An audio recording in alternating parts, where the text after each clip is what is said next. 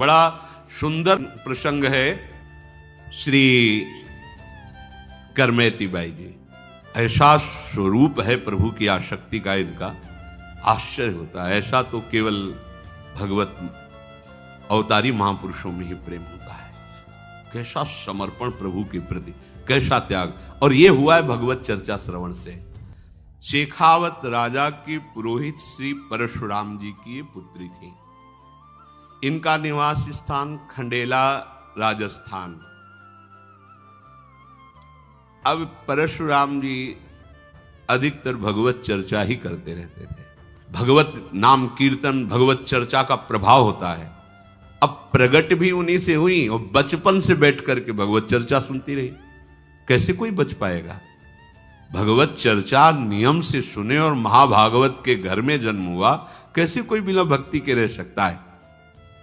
उनके हृदय में चर्चा सुनते सुनते एक बात बैठ गई बाल्यावस्था में ही, कि प्रभु श्याम सुंदर ही अपने जीवन साथी हैं और तो सब मायाकृत है।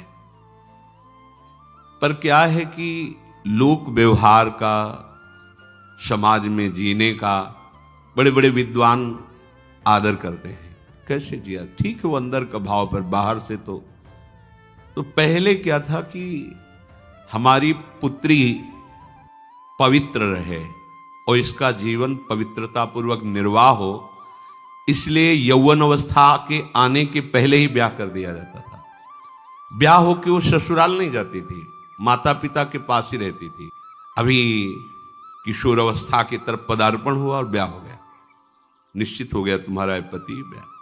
अब अपने मन को एक सही रास्ते पर, सही दिशा पे चलाना है। पति पत्नी का संयोग नहीं, वो जब यौवन अवस्था के 18-20 इस पे गौना होगा, पर ब्याह 10-12 इतने पे ही हो जाता था, क्योंकि वो पवित्र बनी रहे, उसकी मन की धरा एक धर्म पूर्वक चले, ऐसी पहली मर्यादा थी। ऐसा ही करमेती बाई के साथ हुआ। ब्याह तो पहले ही हो गया, पर अब जब ये 16 वर्ष की हुई तो इनके गवने का संबंध, ससुराल भेजने के लिए, तो उनके ससुराल पक्ष के लोग आए। बड़ा उत्साह हुआ परशुराम व्यास जी को, बेटी का अब गौना होगा। और राजपुरोहित थे, धन की कोई कमी नहीं थी। सुंदर सुंदर आभूषण, पोशाकें खरीदी जाने लगी। जब इनकी ये बात पता चली कि कल ससुराल चली जाएंगे, ये भगवत कथा जो आज बचपन से लेकर अभी तक सुनती रही, ये छूट जाएगी। उनको पता था ससुराल पक्ष में एक बार भी रामकृष्ण हरि नहीं बोला जाता, वहां कोई भगत नहीं, बस वही संसारिकता है। कैसे जीऊंगी? प्रभु की चर्चा नहीं। ये व्यास जी चर्चा करते थे, इसलिए संतों का आगमन होता रहता था, तो दिन भर भगवत चर्चा चलती थी। परशुराम जी चर्चा बंद किए तो संतजन परस्पर चर्चा कर रहे। ये बच्चेपन से सुनती रही। अनुराग इतना श्री कृष्ण से बढ़ गया था कि अब चर्चा के बिना जी नहीं सकती। बावरो सो रस में फिरे खोजत नेह की बात, बावरा पंचा कोई प्यारे की बस बात सुनाता रहे। ये प्रेमी जन ही जानते हैं। अब उनके हृदय में इतनी पीड़ा हुई कि कथा छूट जाएगी, भक्ति छूट जाएगी, क्योंकि अभक्त के घर जाना होगा, वहां किसी भी तरह की भक्ति नहीं। अब क्या करूं? शरीर तो स्त्री शरीर है, जाना ही पड़ेगा। अगर भाव भजन भक्ति नष्ट हो रही तो ऐसा जीवन किस काम का? और ऐसा पति आजु किशोर सुघर सो लागे, रूप विवश पति पागे, काली बुढ़ाए होए जर जर तन, झगरत मोह न त्यागे। आज धनी कल रंक, आज है फिर है नाही, करिए से सो प्रेम होए नहीं, सुख जग माही। आज सुहागिन बन के फूली, भूली जग सुख पाई, काल अभागिन बन के रोवती नाते ये दुखदाई। याते बली बैरागिन बसिए, वृंदावन रजधानी। परम पुरुष सर्वेश्वर नागर, पति सब दिन सुखदानी। विचार किया करमैती जी ने कि आज तो किशोर अवस्था का पति बड़ा सुघड़ अच्छा लगेगा, और कल इसका रूप बिगड़ेगा, कल बुढ़ापा आएगा, ये जर्जर होगा, मोह से रात दिन पिशा, जीव कैसे शांति को प्राप्त कर सकता है। आज इसका सुहाग भर के फूली फूली, कल विधवा होगी, मरेगा ये, मरण धर्मापति है। आज धनी है, कल भिखारी हो सकता है। ऐसा क्या बरबर हूं, ऐसे पति के लिए परम पति का त्याग कर दूं? नहीं,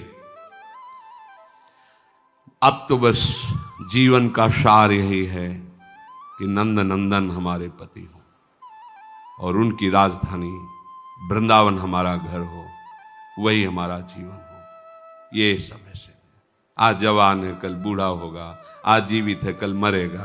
क्या ये विचार उसी के आ सकते हैं जो भगवत अनुराग में है। भगवत चर्चा सुनते सुनते प्रभु में ऐसा अनुराग हो गया कि ये परमहंसों की सोच है, ये गृहस्थों की सोच नहीं है, ये किसी स्त्री की सोच नहीं है, ये भगवत प्रेमी महात्मा की सोच है, किसी दूसरे जी। ये मीरा जी की सोच है जो करमैती जी के अंदर है। ऐसे बर को क्या बरूं, जो जन्मे मर जाए, क्या इसको। करमैती जी ने विचार किया, ये जन्म मरण, द्वंद्व, दुख सुख, संपत्ति विपत्ति, कर्म काल, ये घर परिवार पति पुत्र, ये स्वर्ग नरक, ये सब माया का प्रपंच है, ये सत्य नहीं है, मोह मूल है, ये परमार्थ नहीं है। इसका त्याग करके निरंतर प्रभु के चिंतन में लगे रहना, यही जीवन की सार्थकता है। वो मन में अपने श्याम सुंदर को बिठा करके सुंदर अर्चना वंदना अर्थात मानसिक सेवा में भी तन्मय हो जाती थी। मन और बुद्धि का जब प्रभु में समर्पण हो जाता है, फिर उसकी एक भी वृत्ति ऐसी नहीं रहती जिससे वो संसार का पोषण कर सके, एक भी वृत्ति नहीं रहती। भगवत इच्छा से शरीर चलता रहता है, पर उसकी वृत्ति नहीं रहती, संसार के लायक नहीं रहती। वो ऐसी अवस्था को प्राप्त हो जाता है। माता पिता के मन में तो बड़ी प्रसन्नता है, लेकिन करमैती जी के हृदय में भारी क्षोभ हुआ। सुबह जाना है, पर्यो सोच भारी, कहा कीजिए बिचारी, हाड़ चाम सो सवारी, देह रति के न काम की। ताते देवों त्यागी, मन सोवे जन जागी, अरे मिटे उर्दाग एक साची प्रीति श्याम की। लाज कौन काज जो पे, चाहे ब्रजराज सुत, बड़ोई अकाज जो पे, करे सुधी धाम की। जानी भोर गौनो होत, शानी अनुराग, रंग संग एक वही चली, भीजी मति बाम की। अब तो सुबह जाना ही है ससुराल। विचार में डूब गई, हमें क्या करना चाहिए। ये हड्डी और चमड़े से ढका हुआ ये शरीर बिना भगवत साक्षात्कार किए छूट गया तो किस काम का रहा मनुष्य शरीर प्राप्त करना। इस शरीर को ही त्याग देना चाहिए। अगर प्रभु से विमुक्ता हुई तो मैं कैसे जी पाऊंगी। बहुत विचार आने लगे, क्या करूं। अरे मन तू जाग, सो मत, अब मत सो। ये बहुत ऊंची स्थिति की बात है। हाँ, ये चर्चा सुन के भाग पड़े घर से, ऐसे नहीं। स्थिति होनी चाहिए। बिना स्थिति के लिए मनमानी आचरण भ्रष्ट कर देगा, ध्यान रखना। लौकिक हाड़ चाम का पति नहीं, अब तो श्री कृष्ण दिव्य बपू। अभी तक कहीं कोई संसार के सुख का संयोग नहीं है।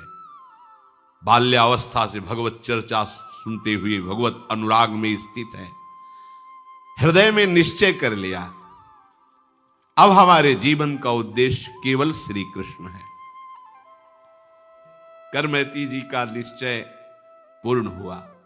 भाग चलो, ऐसा ही होता है। भागो भागो इस संसार से, प्रभु के अनुराग में डूबो। ये भगवत कृपा से ही होता है, ये सिखाने पढ़ाने से नहीं होता। ये सिखाने पढ़ाने से मरकट वैराग्य होता है। बाबा जी बन गए अनुकूलता के लिए, भोगों के लिए, और जहां प्रतिकूलता आई तो ये लो अपनी लकुट कमरिया बहुत है नाच, फिर मनमानी आचरण। ये मार्ग ऐसों का नहीं है। ये प्राणों की बलिहार करके चला जाता है।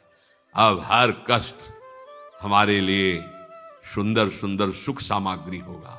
हर विपत्ति, हर अपमान, निंदा, तिरस्कार, ये हमारी पूजा होगी। हम इस मार्ग में इन्हें पूजा की तरह स्वीकार, जैसे लोगों की पूजा होती है सुख पूर्वक सहते, ऐसे ही सुख पूर्वक अपमान, निंदा, सब कष्ट सहेंगे, पर हम अपने इस प्रेम के पथ से कभी डिगेंगे नहीं। प्रेम पंथ अति कठिन है, सबको निभात नाई। ये सबके बस की बात नहीं, सब कोई कर सकता है, पर भगवद आश्रय और इतना दृढ़ कि बस अभी प्राण चले जाएं तो कोई परवाह नहीं, ऐसी स्थिति। करमैती जी ने देखा कि सब सो गए, आधी रात का समय है। माता पिता को मन से प्रणाम किया और श्री कृष्ण की याद करके आंसू बहाते हुए घर से निकल पड़ी। वाह बहादुर, यह है बहादुर, इसे बहादुरी कहते हैं। पति के मिलन की सुबह वेला है, सांसारिक सुखों की भरमार है क्योंकि राजपुरोहित है, नवीन अवस्था है, स्त्री शरीर है। ये बहादुर चल पड़े। अब तो जो कुछ हो नंद नंदन के सिवा, प्रभु के सिवा हमारा कोई नहीं। मैं चली री तहां जहां मोहन मुरली, मधुर मधुर धुनी बाजेरी, जमुना पुलिन सुभग वृंदावन, मोहन मदन विराजेरी। कैसा सुख होता है जब उपासक एकमात्र भगवान का आश्रय लेकर सारे संबंधों को तृण की तरह तोड़कर जब कदम बढ़ाता है। सच्ची सच्ची भगवान ऐसे गोद में ले लेते हैं उसे। केवल भगवान ही उसकी बात को जानते हैं और वो केवल भगवान की कृपा को ही समझ पाएगा, दूसरा नहीं समझ पाएगा। मैं चली री तहा, कैसा अनुभव हो रहा होगा जब अर्धरात्रि का समय है, सारे संबंधों को तोड़कर अभी तक घर के बाहर नहीं निकली थी, जानती नहीं वृंदावन कहाँ है, कहाँ क्या संसार का स्वरूप है। नंद नंदन को हृदय में रखकर चलो वृंदावन। मैं चली री तहां जहां मोहन, वो उपासक कर रहे हैं। उस समय की स्थिति को सोचो जरा। सारे सुख एक तरफ हैं, सारे संबंध एक तरफ हैं, जानती नहीं वृंदावन किस दिशा में है, कहां है, अभी तक बाहर ही नहीं निकली। राजपुरोहित की पुत्री है, अर्थात राजकुमारी की तरह पोषण हुआ है, सारे सुखों को तिलांजलि देकर। हाँ, नारी मुई घर संपत्ति नासी, मूड मुड़ाए भय सन्यासी, ये तो बात अलग है। विपत्तियां हैं, बड़ी समस्याएं हैं, चलो एक मार्ग है, बाबा जी बन जाते हैं, खाने पीने की मौज रहेगी, कोई मेहनत नहीं करना, बड़ा मस्ती, चार प्रणाम करेंगे। ये सब ये इन पथिकों का मार्ग है जिन्होंने ब्रह्मादिक के भोगों को भी ठुकरा दिया। मृत्यु लोक के भोगों की क्या बात, अपने प्यारे के लिए जिन्होंने जीवन न्यौछावर कर दिया। मैं चली री तहां जहां मोहन मुरली, मधुर मधुर धुनि बाजेरी, जमुना पुलिन सुभग वृंदावन, मोहन मदन विराजेरी, सजन नील घन श्याम बरन तन, लसत दामिनी छाजेरी, मोर मुकुट की शोभा बरनो, इंद्रधनुष दुति लाजेरी। ये शो अभी चली है, कदम निकाला, देख लो श्याम सुंदर बस गए मानस पटल पे। कोई उनके लिए कदम निकाले और फिर वो सिक्का साथ न दे, ऐसा नहीं होता। चल दिए उन्होंने कदम उधर निकाला और वृंदावन बिहारी उनके मानस पटल पर, चल मेरी रूप माधुरी ले चलेगी तुझे मेरे धाम। देख रहे सजल नील घनश्याम शोभा प्रभु की, मोर मुकुट की अद्भुत शोभा, घूंघरवारी अलके झलके, चंदन तिलक ललाटरी, अमल कमल दल मंजुल नैना, जोवत है मम बाटरी, कुंडल किरण कंठ कौस्तुभ मणि आनंद, मुख्य प्रकाशीरी, देखे बने वह चरण धरन गति, कौतुक कुंज निवासीरी। एक खास बात इसमें कह रहे, अमल कमल दल मंजुल नैना, जोवत हैं मम बाटरी। प्रभु ऐसे देख रहे मानो आज तक आपका इंतजार करता रहा, आप आ रहे हो, स्वागत है आपका, मेरा रास्ता देख रहे हैं। अगर आप प्रभु के लिए रास्ता देख रहे हो तो प्रभु आपका रास्ता दे, कि आप एक कदम निकाल के तो देखो मेरे लिए, मैं तुम्हारे साथ हूं।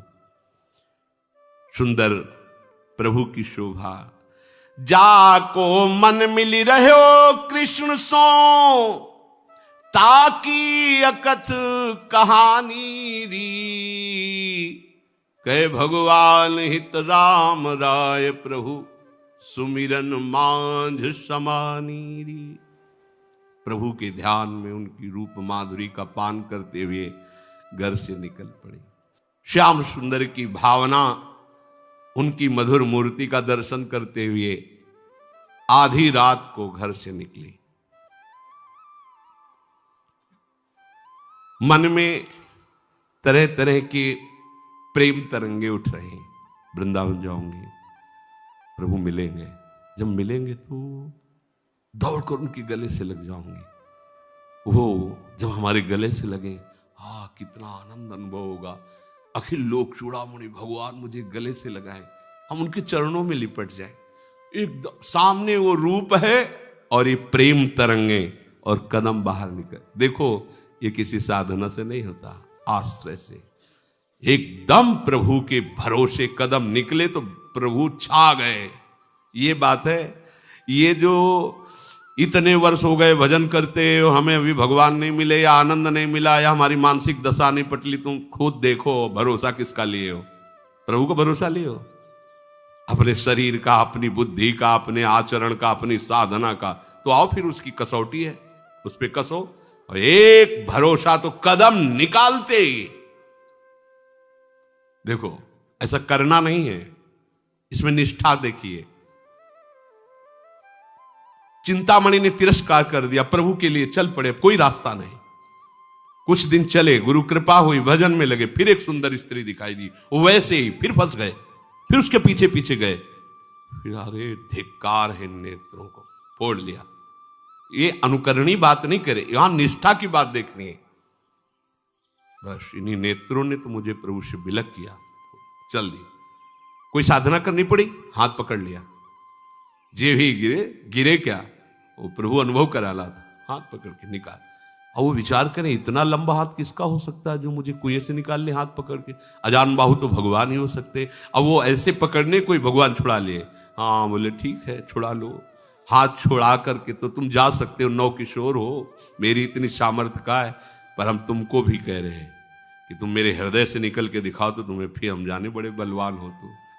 ये बात छुड़ाए जात हो निबल जाने, हृदय ते तब जाओ तो तुम्हें सबल सराओ, तुम्हें तब मानू बलवान जब निकल जाओ हृदय से। अब आज ये स्थिति हृदय में श्याम सुंदर बसे हैं, प्रेम तरंगों में कदम बढ़ते चले जा रहे हैं। वृंदावन किधर है कुछ पता ले, वही ले जा रहे, आंखें फोड़ ली, हाथ पकड़ के वृंदावन ले जा रहे हैं। भाव में ठाकुर जी बसे, ले जा रहे। कभी वृंदावन नहीं गई, कभी कोई रास्ता नहीं जानती, नगर का रास्ता नहीं जानती, राजकुमारी की तरह पालकी में चलने वाली राजपुरोहित की पुत्री हैं। अब प्रातः काल इनका नियम था, जब ये शैया से उठती थी तो प्रभु के मधुर नामों का उच्चारण करती। ये भक्तों का स्वभाव होता है। जैसे विभीषण जी उठे तो प्रभु का नाम कीर्तन, हनुमान जी को पता चल गया महाभागवत है, क्योंकि उठते ही नाम उच्चारण करना ये महाभागवत का लक्षण होता है। कोई आवाज ही कमरे से नहीं आई। उनकी मां का नियम था, जैसे कुछ लोगों के अलार्म की घंटी की आवाज से नेत्र खुलते, उनकी मां के नेत्र खुलते थे करमैती बाई के नाम कीर्तन से। आज नाम कीर्तन ही नहीं। सोचा रिश्ते नातेदार आए, शायद वो विलंब से सोई होंगी। वहां कमरे में गई तो करमैती बाई नहीं। अब तो हलचल हुई हृदय में कि रिश्ते नातेदार, अब पूरी खोज पूरे घर में नहीं, हाहाकार मच गया। करमैती कहां गई पता नहीं। माता पिता को बड़ा दुख हुआ, सबसे बड़ा दुख की ससुराल वाले क्या उत्तर, लड़की भाग गई, कहां भाग गई, किसके साथ भाग गई, क्या कैसे उत्तर। ये लोक व्यवहार बड़ा विचित्र होता है। उन्होंने जहां तहां ढूंढा, पूरे नगर में बहुत से दूतों को दौड़ाया, क्योंकि राजपुरोहित थे। सूचना तुरंत, राजा के राज सैनिक भी लग गए, तुरंत खोज की, क्योंकि मतलब ये सबसे बड़ा अपमान लोक में माना जाता है कि ससुराल वाले लिवाने और लड़की भाग गए। अब ये प्रमाण कैसे दे कि श्री कृष्ण को लेके भागी है या संसार के राग, कौन उनको बतावे। ससुराल वाले वैसे ही भक्त नहीं थे। करमैती बाई जी ने देखा कि राज सैनिक घोड़ों से आते दिखाई। उनको लगा कि पिताजी का ही ये भाव होगा, क्योंकि उनके सब अनुकूल हैं राजा, तो सब सैनिक मुझे ही ढूंढने के लिए आ रहे होंगे। अब मुझे क्या करना चाहिए, ये तो बिल्कुल समीप आ रहे हैं। तो वहीं एक मरा हुआ ऊंट का कंकाल था, ऐसे गीधों ने मांस खा लिया था, चमड़े से ऐसे ढका हुआ कंकाल, अंदर पूरा पोला हो चुका था, सियार गीधों ने मांस खा लिया था, भारी दुर्गंध। अब भागने का अवसर नहीं, क्योंकि राज सैनिक घोड़ों से आ रहे हैं, तो उसी के अंदर घुस गई। मरे हुए ऊंट के ऊपर पूरी चमड़ी लगी हुई है, अंदर का मांस गीध और सियार कुत्तों ने खा डाला है, भारी दुर्गंध, उसमें घुस गई।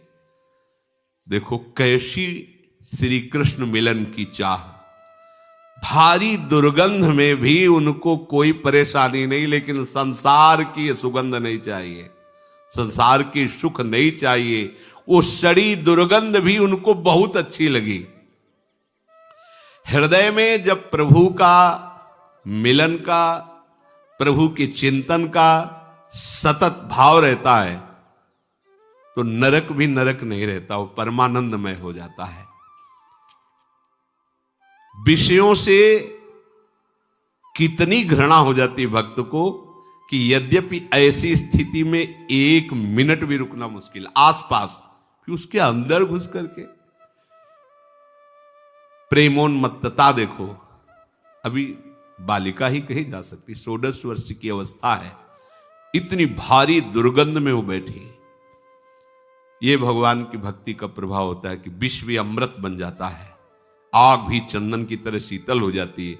और यहां दुर्गंध में उनको जानते हो क्यों दुर्गंध नहीं लगी, क्योंकि मानस पटल पर श्री कृष्ण और घ्राणेंद्री श्री कृष्ण की सुगंध में मतवाली है, बिल्कुल दुर्गंध नहीं आ रही, आराम से उसके अंदर छुपी बैठी। 3 दिन 3 रात्रि ऊंट के खोल में, क्योंकि बराबर कर्मचारी जो राजकीय हैं वो खोज रहे हैं, अगर कहीं भागी तो पकड़ी जाएंगी। 3 दिन 3 रात, गजब की बात है। उस भारी दुर्गंध अंदर, अच्छा वहां कोई खोज नहीं सकता, कोई सोच भी नहीं सकता कि इसके अंदर करमेती वायु, कैसे कोई ऐसे, वहां तो आसपास कोई नहीं जाएगा, भारी दुर्गंध है। बीते 3 दिन वा करंक ही में संक नहीं, बंक प्रीति रीति ये कैसे करी गाइए।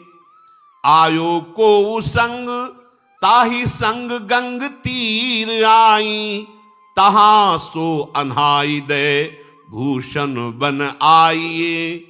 ढूंढत परशुराम पिता मधुपुरी आए, पतेले बताए जाए माथुर मिलाइए। सघन विपिन ब्रह्म कुंड पर बर एक, चढ़ी कर देखी भूमि असुआ भिजाइए। करमेती जी ऊंट के कंकाल में 3 दिन 3 रात व्यतीत की, भूख प्यास दुर्गंध सबसे। यहां क्या हालत है अपनी, प्रभु को क्षण क्षण में आदेश करते रहते हैं, ये व्यवस्था, ये व्यवस्था, ये अनुकूलता, वो प्रतिकूलता। क्या हमारी भक्ति है। महापुरुषों के चरित्र सुनने से अहंकार का चकनाचूर हो जाना निश्चित है। भक्त चरित्र यही, अहंकार को मिटाने के लिए भक्त संग, भक्त वाणी, भक्त चरित्र, दूसरा कोई उपाय नहीं।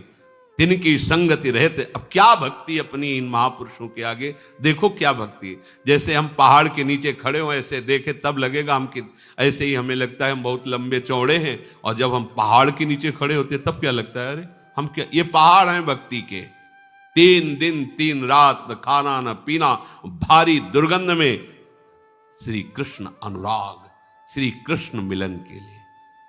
यद्यपि हम लोगों ने इससे भी ज्यादा कष्ट सहा है। मां के गर्भ में 9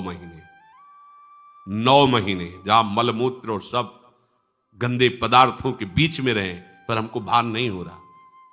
9 महीने रहे, सब कोई रहे, कहां रहे अच्छे से पता है, पर वो माया के द्वारा विस्मृति है उस दुख की।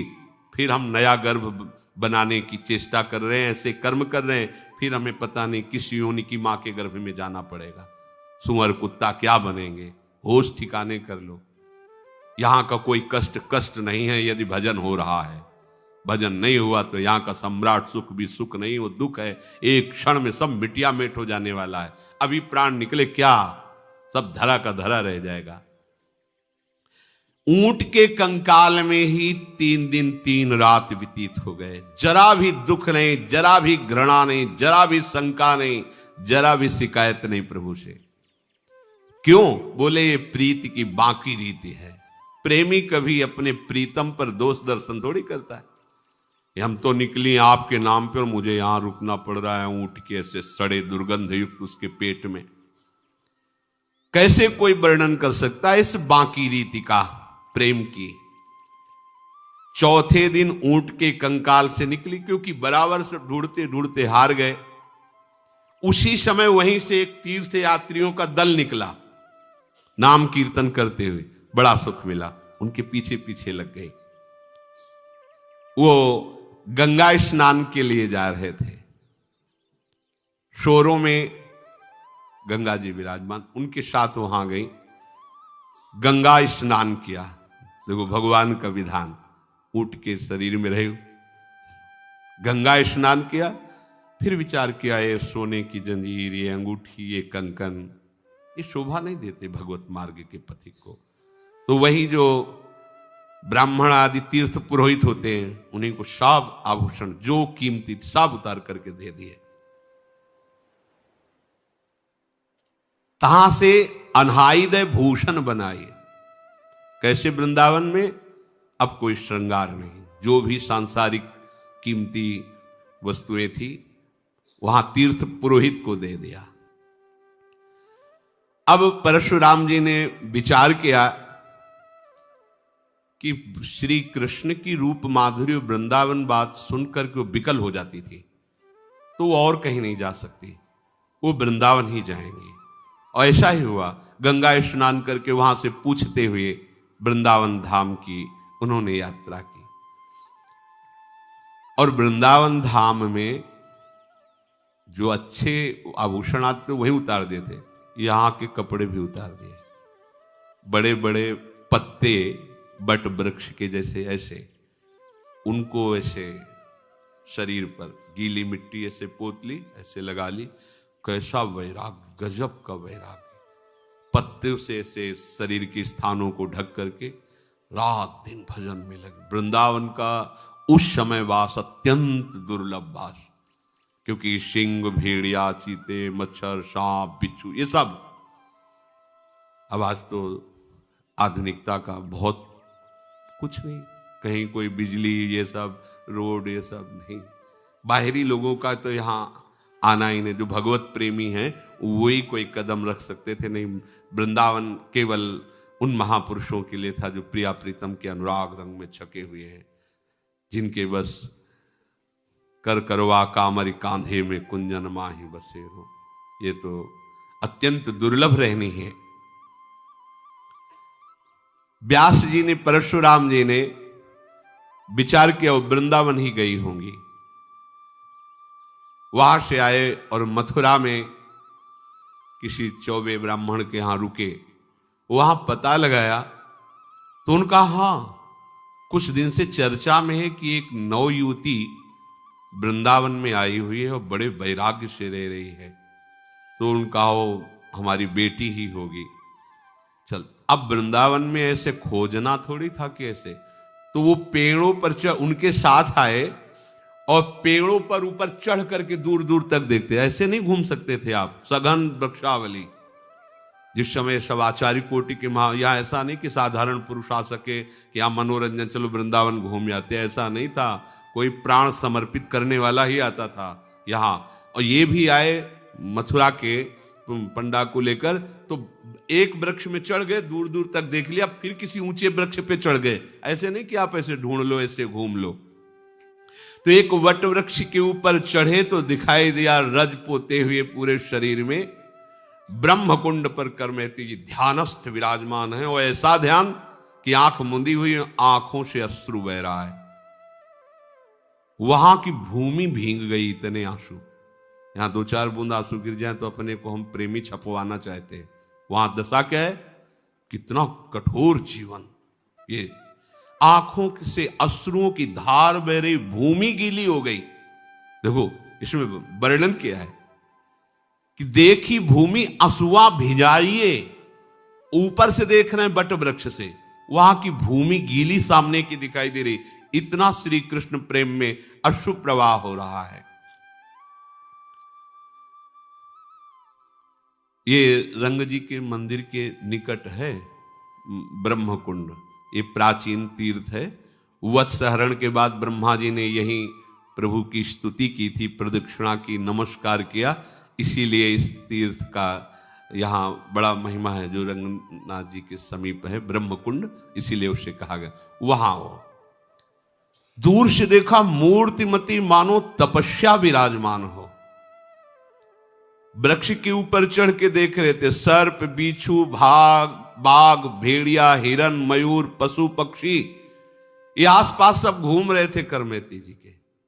ये वृंदावन में बड़ो ही कठिन है वृंदावन बास महापुरुषों। यहाँ का मच्छर ऐसा डंक जैसे बिच्छू मारे, ऐसे यहाँ के मच्छर। पदों में लिखा है, नागरीदास जी ने पदों में लिखा है, यहाँ के मच्छर, मतलब वो पदों में रचना की यहाँ के मच्छर ऐसे थे। और ब्रजवासियों की हृदय वृत्ति बड़ी कोमल है और वचन बहुत कठोर है, हेलना पूर्वक। इनके प्यार को समझ, ए रे बाबा, अरे तो जैसे हजारों घूमे, चल आ रोटी खा ले। ऐसा लगेगा झगड़ा कर रहे हो, गरम गरम रोटी घी से चुपड़ी खवाएं। इनके वचनों को जो है कभी अन्य भाव से न ले। इनकी जैसे गोपाल सहस्त्र नाम, ऐसे इनके गालियां निकलती हैं मुख से। जब ये बहुत प्यार में होंगे तो 2-4 गालियां ये आपको प्रसाद में देंगे। उसे कि हमें गाली दे रहा है, ऐसा नहीं, ये प्रसाद है इनका। हेलन पूर्वक बात, ऐसे बात करेंगे मानो झगड़ा कर रहे हैं। हृदय इनका बहुत, ये बड़ा कठिन है ब्रजवास करना। अगर इनका अपमान कर दिया तो श्री कृष्ण का अपमान है। बात समझो, ये भगवत पार्षद हैं सदैव। बड़े बड़े आचार्यों ने यही शिक्षा दे के अपने जनों को भेजा है। और इनकी पवित्रता पर दृष्टि न डालें। ब्रजवासियों के जूठ टूक और घर घर छाछ में केवल ब्रजवासियों के लिए बातें कही गई। वो किस जाति पक्ष के ये भी नहीं देखना है। अब व्यास मिठाई विप्र की तामे लागे आग, वृंदावन के स्वपचलों जूठन कहिए मांग, ऐसा वर्णन करते हैं। ये धाम है। संपूर्ण शरीर में ब्रज लगी हुई है, केश ऐसे बंधे हुए हैं, पत्तों की कौपीन लगाए हुए हैं, सूखे पत्तों की, हरे पत्ते भी नहीं, क्योंकि ब्रज की सब सखियां हैं, ये सब जो प्रभु की नित्य परिकर, यही सब वृक्ष के रूप में है। यहां ये नहीं करना चाहिए कि बाहर से नीम है दतून तोड़ रहे फाड़ा हो, ऐसे नहीं, होश में रहो। ये भगवत धाम है। बहुत बड़े बड़े अपराध होते हैं, बहुत बड़े बड़े अपराध होते हैं। ऐसी चतुराई से वृक्षों को गिराया जाता है, पूछो तुम्हारी चतुराई वो जान रहे हैं। हरिराम व्यास जी कह रहे हैं, एक डाल काटने का दंड है करोड़ गौ हत्या, करोड़ ब्राह्मणों के मारने का जो अपराध है, ये ब्रज की लताएं। आज ये सब कोई ना तो सत्संग मान रहा है ना। एक लता तैयार होने में कितना समय लगता है, जो लगाते हैं वो जानते हैं। 40-40, 50-50 वर्ष होते हैं, तब जाकर वो अच्छा एक वृक्ष रूप धारण करते हैं। और चंद रुपए लगाकर उस वृक्ष की पहले धज्जियां उड़ा दी, काट के फेंक दिया, नाश कर दिया। कैसे जगह जगह दिख, ना तो वृक्षों की कदर रह गई है, ना वृक्ष कोई लगा रहा है। जानते हुए ब्रज है। हमारे प्रिया प्रीतम तुम्हारे फ्लैट में नहीं खेलेंगे।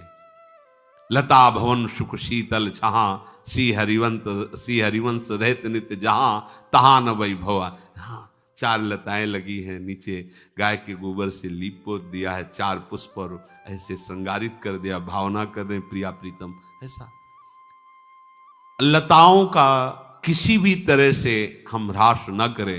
वो पत्ते भी तोड़ के अपने नहीं नए बांध रहे, पुराने पत्ते जो वृक्ष त्याग देते वही लगा रहे। यहां एक बार एक बड़े संत थे, उनके फोड़ा हो गया था, तो किसी ने कहा कि बबूल की हरी पत्ती तोड़कर पीस कर बांध देने से फोड़ा ठीक हो जाता है, धीरे धीरे वो ठीक हो जाता है। तो उन्होंने कहा कि यहाँ ब्रज 84 कोस के बाहर जाओ और कोई वृक्ष फिर उससे मांग करके लाओ। यहाँ ब्रज 84 कोस का नहीं, यहाँ का किसी भी पत्ते को भी नहीं। ये सब श्री जी के लिए है। ये 84 कोस के ये श्री जी के लिए, श्री जी के लिए डाल पत्ता जो भी टहनी, उनकी शोभा श्रृंगार अपने प्रयोग के लिए नहीं है। मना कर दिया था, नहीं हमारे फोड़े में बांधने के लिए नहीं, जाना 84 कोस बाहर से लाओ, या नहीं। ये सब प्रिया प्रीतम के नित्य के लिए भूमि, एक एक पत्ता श्री जी के लिए। यहाँ वैसे भी नहीं कहते कि वृंदावन के वृक्ष को मरम न जाने कोई, यहाँ डाल डाल और पात पात पर राधे राधे हो। ये श्री जी के निज परिकर हैं। अब ऊपर से चढ़ के देखा, जबकि ब्रह्म कुंड में ध्यानस्थ करमेती जी विराज। अब तो नहीं रहा गया, चिल्ला के रो पड़े, वृक्ष से नीचे उतर करके आए। पहले तो थोड़ी देर बैठे रहे कि शायद आंखें खुले, जब देखा आंखें ही नहीं खुले तो लिपट गए चरणों में। बहुत बड़े विद्वान भी हैं, भक्त भी हैं, पर भक्त की चरम अवस्था करमेती बाई की है।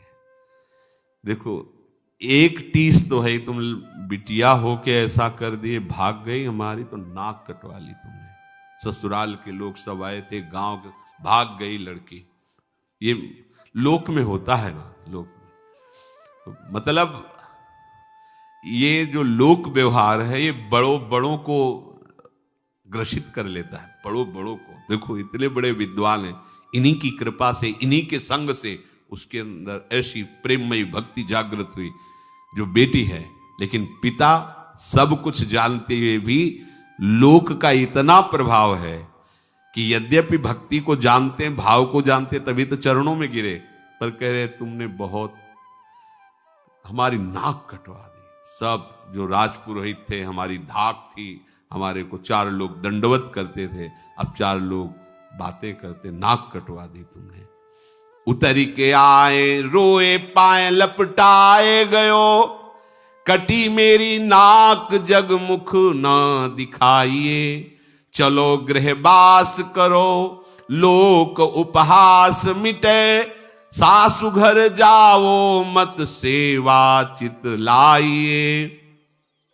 को सिंह व्याघ्र अजू बपु को विनाश करे, त्रास मेरे होत फिरी मृतक जीवाइए। बोली कही सांच बिनु भक्ति तन ऐसो जानो, जो पे जियो चाहो करो प्रीति जस गाइए। करमेती जी के पिता बट वृक्ष से उतर कर आए और करमेती जी के चरणों में लिपट गए। उन्होंने आंख खोली, देखा पिता। बोली बेटी ऐसे छिप कर भाग आना, तुम जानते हो मुंह दिखाने लायक नहीं रहे। जिधर से इन्हीं की बेटी भाग गई, नाक कटवा ली आपने। मैं मुख दिखाने योग्य नहीं रह गया, एक बार चलो तुम। संसार में मेरी हंसी हो रही, मेरी निंदा हो रही, तुम चलोगी तो शांत हो जाएगी। ससुराल मत जाना, घर में रहकर, घर में ठाकुर सेवा है, खूब ठाकुर सेवा करो, भजन करो। और बात समझो, ये वन है, कोई बाघ सिंह तुम्हारे शरीर को नष्ट कर सकता है। मुझे इस बात का बड़ा डर लग रहा है। सासू के यहां मत जाना, ससुराल मत जाना, हमारे यहां ही रहना, अपने घर में रहना, ठाकुर जी का भजन करना, पर यहां से चलो। तुम्हारी मां तो ऐसा लग रहा है नहीं जाओगी तो मर ही जाएगी, जीवन दान दो उनको, चलो। करमेती जी ने कहा पिताजी सत्य कहा आपने, सत्य कहा। जिसका प्रभु से अपनापन नहीं है तो उसकी तो नाक कटी गई है, उसकी नाक है कहां? वो तो जीवित मुर्दे के समान, जिन हरि भगत हृदय ने यानी जीवित सौ समान थे। वो मुंह दिखाने लायक भी नहीं जिसके हृदय में भगवत प्रेम नहीं। वो समझते थे कि बेटी है हमारे उपदेश का अब प्रभाव पड़ेगा। नहीं नहीं, अब तो ऐसा रंग चढ़ गया, अब किसी का और रंग, इस श्याम सुंदर का रंग जिसके ऊपर चढ़ गया फिर कोई रंग नहीं चढ़ता। वैसे भी कारी कांवर पर कोई दूसरा रंग अपना प्रभाव नहीं दिखा पाता। आप जीवन चाहते हैं तो मैं जो कहती हूं करो, प्रभु का यशगान, प्रभु का नाम कीर्तन, ये बात छोड़ो आप ऐसे भक्त होकर कि संसार में अब हम मुंह दिखाने लायक नहीं रहे। हृदय में जब प्रभु से अपनापन हो जाता है तो ठीक उत्तर देने में कोई भक्त कहीं भी नहीं हिचकिचाता। हिरण्यकश्यप से नहीं हिचकिचा रहे, 5 वर्ष के बालक है प्रहलाद जी। परशुराम जी कह रहे कि मैं राजा का पुरोहित हूं, इतनी भारी प्रतिष्ठा समाज में है और तुम यहां भाग के चले आई हो, जानती हो हमारी क्या दशा हो गई है। किसके लिए रो रहे हैं? किसके लिए रो रहे हैं? बड़े विद्वान हैं, भगत है, किसके लिए रो रहे हैं? प्रतिष्ठा के लिए रो रहे हैं। मतलब आप देखो, जैसे घर परिवार के लोग होते हैं, आप बहुत सुख सुविधा सब दो तो फिर वो पूछते हैं देखो तुम ठीक से रहा करो, अगर तुम्हें कुछ हो गया तो हमारा क्या होगा। सूक्ष्मता से बात पकड़ना। देखो इनको, बहुत विद्वान हैं, भगत हैं, महापुरुष, हमारी प्रतिष्ठा धूल धूसरित हो गई। किसके लिए रो रहे हैं? किसके लिए पैर पड़ रहे हैं? बेटी आज मैं निहाल हो गया तुम्हारी जैसी बेटी पाके, क्योंकि शास्त्र का ज्ञान इनको है। तुम भगवान की ऐसी भक्ता, अब मुझे कोई परवाह नहीं, पर तुम्हारे शरीर को इस स्थिति में देखकर मुझे कष्ट हो रहा है कि तुम्हारे शरीर को ऐसी पीड़ा ना, कितनी सुकुमारता से पली, तो थोड़ी बात समझ में आवे कि चलो एक भी शब्द, भय दिखा रहे कि व्याघ्र सिंह हो सब तुम्हें खा जाएंगे, चलो तुम्हारी माता जीवित हो जाएगी, हमारी इज्जत बच जाएगी। यही हाल संसार का है, यही हाल है। कहीं तुम कटी नाक, कटे जो पे होए को। करवेती जी का तुम्हें नाक है ही नहीं तो कटेगा। कह रही है यही बात खास, ये बहुत गंभीर विषय है, गंभीर बात है। कह रहे तुम कह रहे हो नाक कट गई, तुम्हें तो नाक ही नहीं थी तो कटी क्या? नाक जानते हो कैसे कहते? भगवान के प्रेम को नाक कहते। तुम्हारे है ही नहीं भगवत प्रेम, तुम्हें तो नाक कट गई।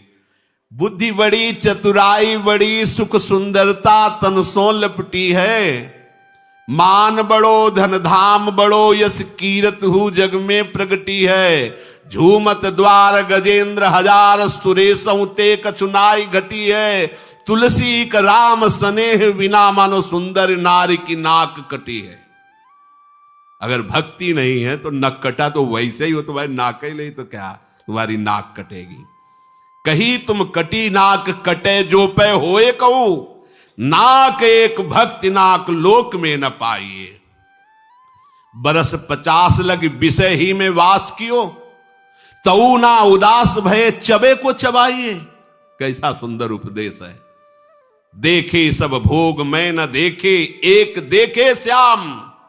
ताते तज काम तन सेवा में लगाइए, रात त्यों ज्यों प्रात होत ऐसे तम जात भयो, दयो लय स्वरूप प्रभु गयो ही आइए। करमेती बाई ने कहा कि आपने कहा मेरी नाक कट गई है, तो मुझे तो तुम्हारी नाक ही नहीं दिखाई दी अभी तक, तो कटेगी क्या? अर्थात तुम नाकवान हो ही नहीं। नाक कहते हैं भगवत प्रेम को, और वो तुम में दिखाई नहीं दिया। ये शुद्ध भक्ति की वाणी है, मोहग्रसित नहीं है। तुमने प्रतिष्ठा को अपनी नाक समझा, जिसे हम नाक ही नहीं मानती हैं। प्रतिष्ठा कोई नाक है? नाक कट, नाक है भक्ति। तभी हम कहते हैं हमारी इज्जत है श्यामा श्याम, हमें कभी कोई बेइज्जत कर ही नहीं सकता। हमारी इज्जत शरीर थोड़ी है, हमारी इज्जत ईमान प्रतिष्ठा थोड़ी है। ये तो आज है, कल निंदा होगी पक्का।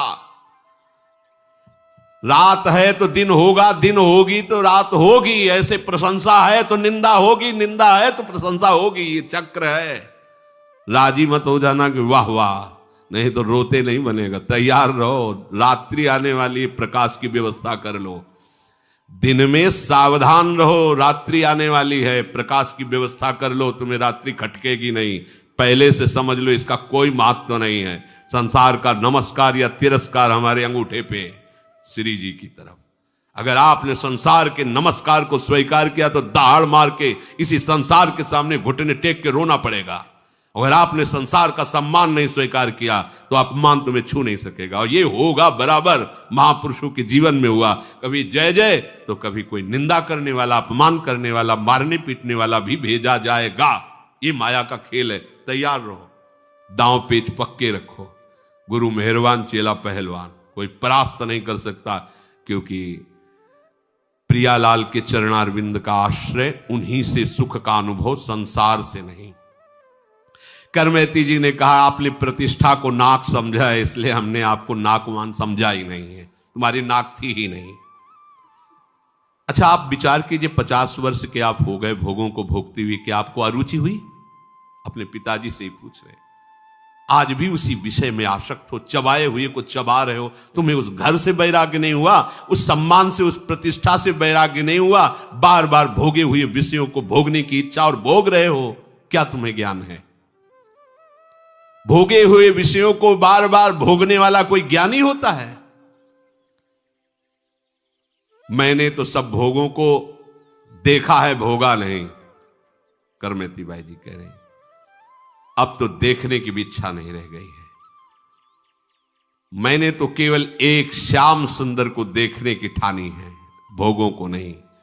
अब कोई भी ऐसा नहीं कि मेरी दृष्टि को संसार की तरफ ले जाए।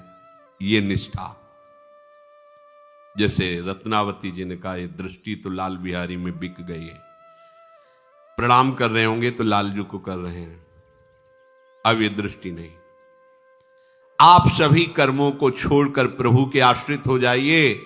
तन मन और धन को ठाकुर सेवा में लगा दीजिए। बहुत समझाया बुझाया, करमेती बाई तैयार नहीं हुई। तो उन्होंने प्रणाम किया करमेती बाई को। उनका जो मोह जनित अज्ञान था वो नष्ट हुआ। प्रातःकाल होते ही अंधकार जब दूर हुआ तो वो तो घर को जाने को तैयार हुए। एक दिन यमुना स्नान करते हुए कृष्ण मूर्ति मिली थी करमेती बाई। उन्होंने वो मूर्ति लाकर छुपा दी थी, वो मूर्ति ला के दी और कहा इसे घर में विराजमान करो, साक्षात श्री कृष्ण है और इनकी सेवा में तन्मय हो। और जो मैं कह रही हूं उस बात को ध्यान दो कि अब चबाए हुए को मत चबाओ, अर्थात निर्विषय बनो और अपने तन को, मन को प्रभु के चरणारविंद में लगाकर केवल उनके चिंतन में अपना समय व्यतीत करो। उनके अंदर भी वैसा ही वो मूर्ति प्राप्त करके जे ही सेवा में लगे तो करमेती बाई के दर्शन और उनकी कृपा से उनकी चित्त वृत्ति का मोह नष्ट हो गया, जो संसार की तरफ अवतन्मय होने लगे। राज दरबार नहीं जाना, किसी से बात नहीं करना, आटो पैर प्रभु की सेवा में रहना। राजा ने जब प्रार्थना करवाई तो उन्होंने कहा अब एक दरबार हमें मिल गया, अब हम दूसरे के दरबार में नहीं जा सकते। वहीं से सब चलता था, साफ जवाब दे दिया। इतनी हिम्मत भक्त की ही होती है, दूसरे की नहीं होती। तो राजा नाराज नहीं हुआ, वो स्वयं चल के आया और जब देखा सेवा में मगन है साष्टांग प्रणाम किया और कहा आपको अब कभी दरबार आने की जरूरत नहीं, समय से सेवा यहाँ पहुंच जाया करेगी। करमेती बाई प्रभु श्री कृष्ण का चिंतन करते हुए अपने शरीर का वृंदावन में ही त्याग किया और नित्य सेवा में पहुंची। मैयासक्त मना पार, ये भगवद आसक्ति, ऐसा भक्त समस्त योगियों में, ज्ञानियों में, तपस्वियों में, कर्मकांडियों में सर्वश्रेष्ठ है, जो केवल प्रभु से प्यार करता है, केवल प्रभु के लिए जीता है, केवल प्रभु का भरोसा है। यहां केवल शब्द पर, अनन्यता पर ध्यान दीजिए। एकमात्र बहुत से जन्म अपने मनमानी में व्यतीत कर दिए, अब जितना बचा है उतना दे दो प्रभु को, ईमानदारी से दे दो। देख लो ना, ये भी खेल के देख लो, अलग अलग जुआ खेले हो, कभी पत्नी में पूरा जीवन, कभी धन में, कभी किसी नशा में, कभी और गंदे आचरणों, कई जन्म ऐसे चले गए हैं। एक जन्म, जितनी अवस्था अब आपकी है, जितनी में भी आप सुन रहे हो, इसे केवल प्रभु की अनन्यता में समर्पित कर दो, निहाल हो जाओगे। देखो भगवान प्रारंभ में सत्संग कि अगर वो अंतिम समय भगवत स्मरण नहीं बनता तो मैं उसका, मतलब मेरी तो बात बन गई। अपने लोगों को सोचना है मेरी बात बन गई, अब तो भगवद आश्रय ही हमारा जीवन है। और ये तभी माना जाएगा आप भगवद आश्रित हो जब केवल प्रभु का चिंतन, प्रभु का नाम, प्रभु का रूप, प्रभु की लीला, प्रभु का गुण, प्रभु के धाम, ये जीवन की परम सार्थकता है। शेष चर्चा आगे। श्री राधा वल्लभ लाल।